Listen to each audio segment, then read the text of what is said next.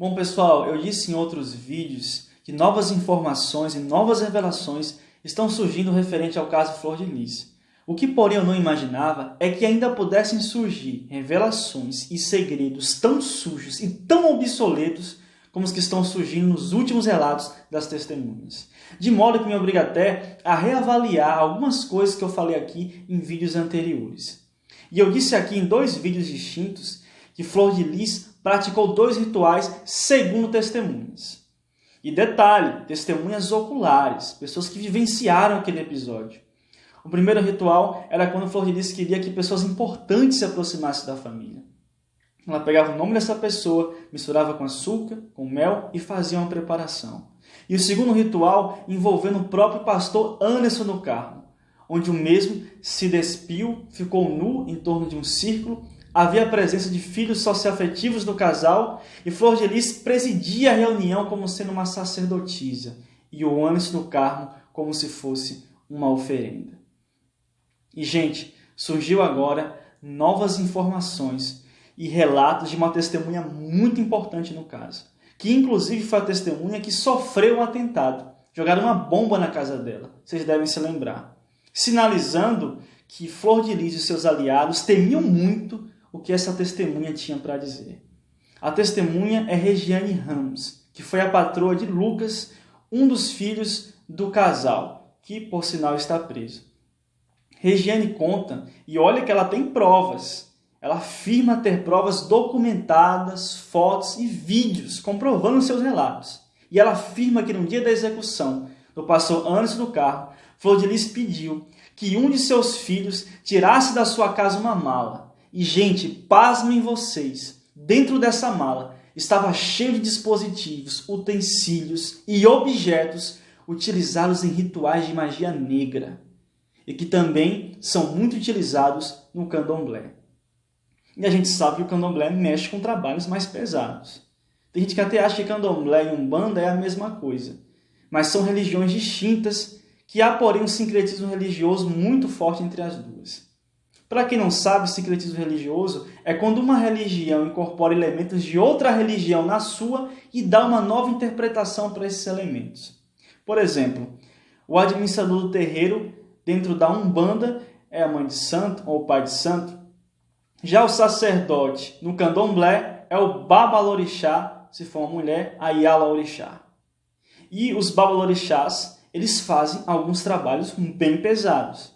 Trabalhos de amarração amorosa, trabalho para destruir casamentos e até mesmo trabalhos de morte. E se você pesquisar aqui na plataforma do YouTube, canais de magia negra, você vai ver que existem babalorixás que explicam passo a passo a como se fazer um trabalho de morte. Agora, a diferença desses adeptos da magia para a Flor de Lis é que eles ostentam o que eles são e o que eles fazem. E vai para lá quem quer e pratica quem quiser. Mas Flor de Lis não. Flor de Lis, ela vestiu uma máscara, onde nos púlpitos ela era uma cristã, ela era uma pastora evangélica, mas no oculto da sua vida ela vivia uma outra realidade. Regiane Ramos conta que no quarto de oração na parlamentar era onde ficava armazenado os utensílios e objetos de magia negra e que ali ela praticava os seus rituais. Eu me lembro na televisão, quando foram fazer uma visita na casa de Flor de Lis, e ela apresentou o seu quarto de oração, que eu não sei se esse quarto é o mesmo que a testemunha aponta onde aconteciam os rituais. O que eu sei é que ela praticava esses rituais, e que não é de agora. Isso desde quando ela conheceu o Anderson do Carmo, ela era acostumada e vivia essa praticidade. De modo, e conforme a testemunha Regiane Ramos afirma, Flor de Lis fazia rituais para que pessoas que lhe eram convenientes grudassem nela, se aproximassem dela. E também rituais para destruir casamentos, para separar pessoas. O que me leva a crer que a sua verdadeira religião não era que ela ostentava nos púlpitos da sua igreja para os seus fiéis, para os seus seguidores. Mas a sua verdadeira religião era que ela cultivava no secreto da sua vida. Porque era ali que ela lançava a sua confiança, a sua fé, a sua praticidade, nos rituais, na magia que ela seguia, nas entidades que ela obedecia. E até que ela foi longe. Se tornou uma pastora reconhecida, se tornou uma cantora de sucesso, se tornou uma parlamentar que foi uma das mais bem votadas, mas é o que a Bíblia diz em Obadias, capítulo 1, versículo 4. Se te elevares como águia e puseres o teu ninho entre as estrelas, dali eu te derrubarei, diz o Senhor. E como a Bíblia diz que não há nada de oculto que um dia não haja de ser revelado, o homem pode até colocar uma máscara, mas sempre Deus vai ter um tempo para tirar essa máscara, para fazê-la cair. E pessoal, eu disse aqui que ia reavaliar algumas coisas que eu falei em vídeos anteriores e uma coisa eu continuo sustentando. Eu creio que Deus tem perdão para qualquer pecador que se arrepender verdadeiramente. Se o homem reconhece o seu pecado, se o homem confessa, está apto a deixar e confia na justiça de Cristo, confia em Deus e recorre a Ele, eu creio que há perdão de Deus para essa pessoa. Ainda que muitas vezes o perdão de Deus não vai eximi-lo de certas consequências dos seus atos.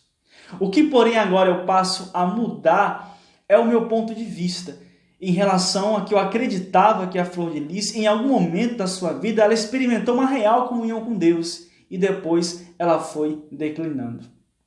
Mas conforme eu estou vendo aqui os relatos, que desde o começo da sua carreira, do seu ministério, desde lá do tempo que ela conheceu Anderson, que ela praticava esses rituais, ficou a vida toda vivendo disso, praticando isso, eu começo a ter dúvidas se em algum momento Flor de Lis realmente conheceu a Deus, o Deus da Bíblia, o Deus do Evangelho. Se alguma vez ela realmente abraçou o Evangelho de Cristo. E isso também me leva a entender por que ela sustenta tanto uma mentira. Ela morre dizendo que é inocente. Porque, meus amados, o arrependimento ele vem de um conhecimento de Deus. Quando a pessoa conhece a Deus, é aí que vem um peso. Eu pequei contra Deus, eu entristeci o Espírito Santo. Mas alguém que viveu a sua vida inteira enganando e que não experimentou uma comunhão real com Deus, é muito provável que não haja temor no coração dessa pessoa. E o que a Flor de Lis está fazendo agora é simplesmente o que ela fez a sua vida inteira. A sua vida inteira ela enganou e ela mentiu. E agora ela continua no mesmo comportamento, alegando até o fim a sua falsa inocência.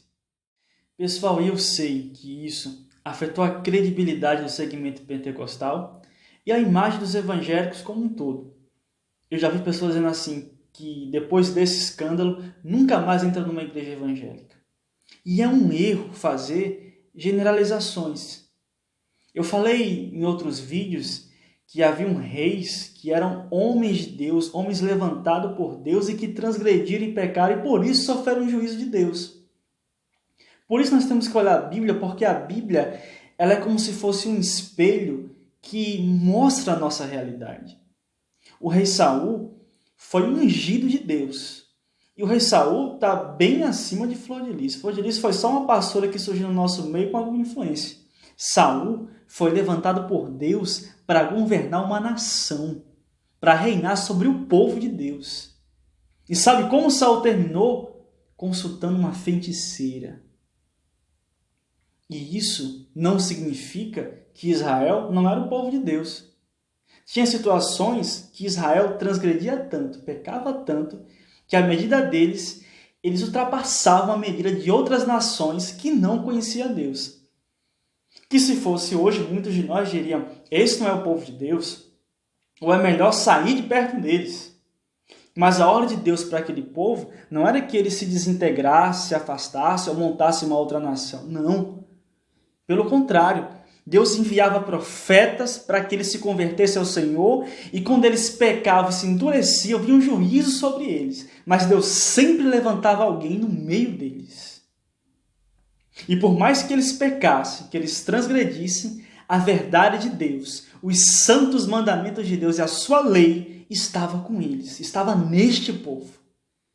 E eles sofriam por causa dos seus pecados, eles eram castigados, mas também muitas vezes, quando eles clamavam a Deus, Deus os ajudava, Deus os ouvia. Era o povo do Senhor.